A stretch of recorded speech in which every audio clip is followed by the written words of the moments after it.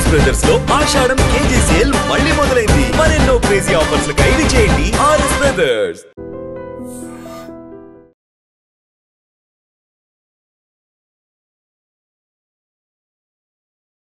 Omelette మాడిందని భార్యాభర్తల మధ్య గొడవ స్టార్ట్ అయింది. ఇద్దరు మాట అనుకున్నారు. ఆ తగాదా కాస్త పెరగటంతో ఆమె పుట్టింటికి అలిగి వెళ్ళిపోయింది. దీంతో భర్త మనస్తాపానికి గురై పురుగుల మందు తాగి ఆత్మహత్య చేసుకున్నాడు. పార్వతీపురం మన్యం జిల్లా రామభద్రాపురంలోని మిట్టి వలసలో ఈ ఘటన చోటు చేసుకుంది. ఒక్కటేంటంటే చాలా వింతగాను, వినటానికి ఆశ్చర్యంగాను, ఆ పిల్లలను చూస్తే చాలా బాధగాను అనిపిస్తోంది. అసలు చిన్న చిన్న గొడవలకి ఇంతగా ఎందుకు ఆలోచిస్తున్నారు? ఎందుకు అగ్రెసివ్గా వెళ్తున్నారు? ఇంత కఠినమైన నిర్ణయాలు ఎందుకు తీసుకుంటున్నారు?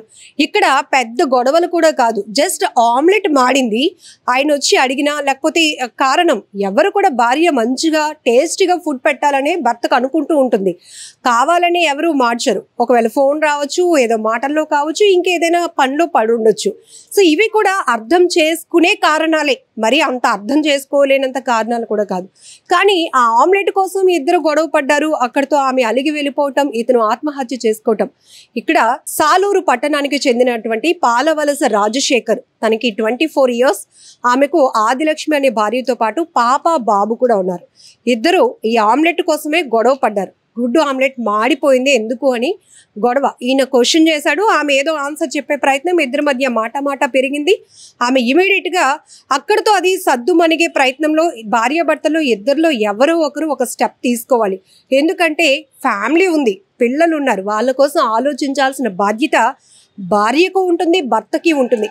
అసలు మనం గొడవ పడుతున్నది ఆమ్లెట్ కోసం అని ఆలోచన ఆగితే వస్తే కనుక అక్కడితోనే వాళ్ళు ఆగిపోతారు. కానీ ఎంత తెగిస్తున్నారు, ఎంత ఆలోచన, ఎంత అంటే కోపాన్ని ఎలా పెంచుకుంటున్నారంటే నువ్వెంత నేనెంత అంటూ మాట పెరుగుతుంది. అది కాస్త గొడవకు దారి తీస్తోంది. అక్కడితో నాకు నా ఫ్యామిలీ ఉంది, నీకేనేంటి నాకు ఉంది అనుకొని వీళ్ళు అనుకుంటున్నారు. మరి పిల్లల పరిస్థితి ఏంటి? ఇక్కడ రాజశేఖర్, ఆదిలక్ష్మికి పాప బాబు ఉన్నారు.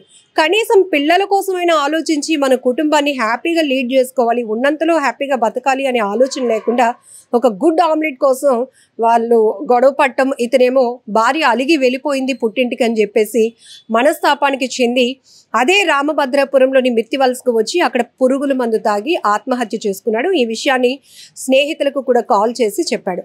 ఇతను సబ్బవరంలోని వెదురు సంబంధించినటువంటి వర్క్స్ చేస్తూ ఉంటాడు. అలానే ప్రైవేట్ వర్క్స్గా మందుగుండు సామాగ్రిలో కూడా పనిచేస్తూ ఉంటాడట. మొత్తానికి అంతో కొంత కుటుంబాన్ని పోషించుకునేందుకు కష్టపడుతున్నటువంటి వ్యక్తి. కానీ అంత కష్టపడుతున్నారు, కుటుంబ బాధ్యతలు తెలిసిన వాళ్ళు ఎందుకు అంటే మన రెస్పాన్సిబిలిటీస్ ఏంటి, భార్యాభర్తలు ఎలా ఉంటే ఆ ఇంపాక్ట్ పిల్లల మీద పడుతుందనే ఆలోచన ఎందుకు చేయలేకపోతున్నారు?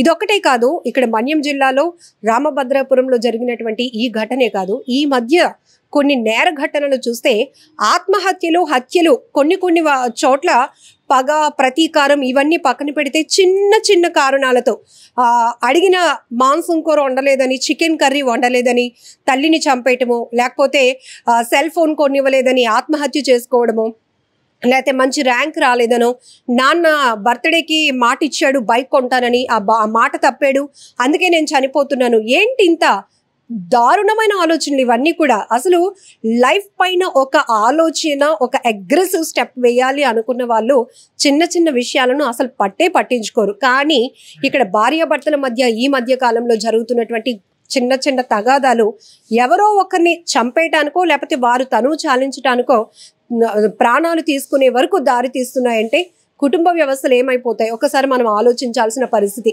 ఇక్కడ ఆమె అలిగి వెళ్ళిపోయింది భర్త తిట్టాడని, అలాగే గొడవ పడ్డాను తను అలిగి భార్య పుట్టింటికి వెళ్ళిపోయిందని. మరి ఇద్దరు పిల్లలు పాప బాబు పరిస్థితి ఏంటి? చూసే వాళ్ళకైనా కూడా ఒక రీజన్, ఒక కారణం అంటూ ఉండాలి కదా. ఒక ప్రాణం పోయింది అంటే ప్రాణం ఎంతో విలువైనది.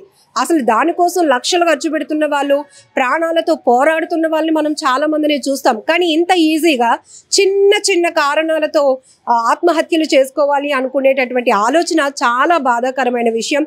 ఇక్కడ పోలీసులు కూడా అదే చెప్తా ఉన్నారు. మీకు ఎలాంటి సమస్య ఉంటే కనుక కూర్చొని మాట్లాడుకుని దాన్ని సాల్వ్ చేసుకునే పరిస్థితులకు వెళ్ళండి, అంతేగాని అగ్రెసివ్గా వెళ్ళిపోయి ఆలోచనలు కఠినంగా తీసుకొని కుటుంబాలు ఏమైపోతాయి అని కనీస ఆలోచన కూడా లేకుండా ఇలా ఆత్మహత్యలు చేసుకోవడం, హత్యలు చేయటం అనేది చాలా చాలా దారుణాతి దారుణం. ఈ ఘటన ఇప్పుడు ఈ మధ్య సోషల్ మీడియాలో ఎక్కడ ఏం జరుగుతున్నా కూడా ఇమ్మీడియట్ గా క్షణాల్లో వైరల్ అయిపోతోంది. ఎక్కువ శాతం నేరాలకు సంబంధించినటువంటి కారణాలు చూస్తే గనక ఆత్మహత్యలకు కానీ హత్యలు కానీ చిన్న చిన్న తగాదాలే.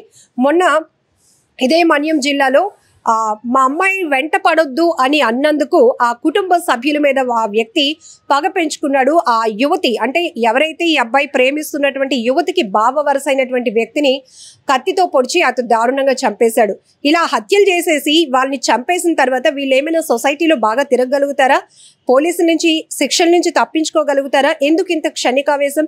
ఒకసారి దీనిపైన పూర్తి స్థాయిలో మనం విశ్లేషించుకుంటే చాలా పెద్ద సబ్జెక్టే. కానీ ఈ మధ్య కాలంలో ప్రతి ఒక్కరిలో తీవ్రమైన ఒత్తిడి పెరుగుతోంది. ఆలోచన శక్తి కోల్పోతున్నారు, విచక్షణ కోల్పోయి ఎలాంటి నిర్ణయాలు తీసుకుంటున్నారంటే ఎంత ఈజీగా మనుషుల ప్రాణాలు తీయటానికి, వాళ్ళ ప్రాణాలు తీసుకోవడానికి కూడా వెనకడుగు వేయటం లేదంటే చాలా చాలా దురదృష్టకరమైనటువంటి సంఘటనలు. ఇప్పుడు ఆ పిల్లల్ని చూసి ఆ కుటుంబ సభ్యులు రోధిస్తున్న తీరు చాలా బాధాకరం. ఇప్పుడు ఎంత మనం ఏడ్చినా పోగొట్టుకున్న వ్యక్తిని తీసుకురాలేం. అలాగనే ప్రాణాలు తీసుకుంటున్న వాళ్ళ కారణాలు కూడా వింటుంటే చాలా వింతగాను ఆశ్చర్యంగాను కూడా అనిపిస్తోంది. ఈవెన్ 24 ఏళ్ల వయసులో అతను భార్య పిల్లల్ని అంత బాధ్యతగా చూసుకుంటున్నప్పుడు చిన్న చిన్న కారణాలకి అడ్జస్ట్ అయిపోయి ముందుకు వెళ్ళాలి అనే ఆలోచన. ఎవ్వరూ ఇంటెన్షనల్లీ తప్పు చేయాలి అనుకోరు. మంచి ఫుడ్, మంచి రుచిగా లేకపోతే బాధ్యతగా భర్తను చూసుకోవాలి, పిల్లల్ని చూసుకోవాలనే ఆలోచనే 100కి 90% భార్యలకు ఉంటుంది, మహిళలకు ఉంటుంది.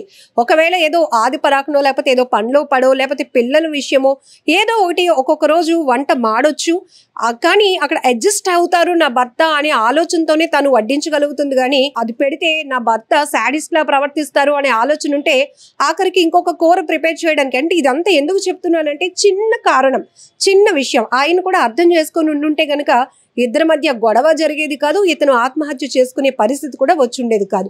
ఈ ఘటనపై మీరేమంటారో కామెంట్ బాక్స్ లో మెన్షన్ చేయండి. నిజంగా ప్రస్తుతం ఉన్నటువంటి సమాజం దేనికి ప్రయారిటీ ఇస్తుంది? ఆర్థిక సంబంధాల చుట్టూ మాత్రమే తిరుగుతుంది. మళ్ళీ ఎన్నికలంగానే చాలా విరక్తి కలుగుతాం. మంచి అనిపిస్తుంది కదా, లేడీస్ కూడా ఛాలెంజింగ్ జాబ్స్ చేసినప్పుడు చాలా బాగుంటది. ఫుడ్ డెలివరీ ఇవ్వటానికి వెళ్ళినటువంటి డెలివరీ బాయ్ అనిల్ పై కళ్ళ ముందు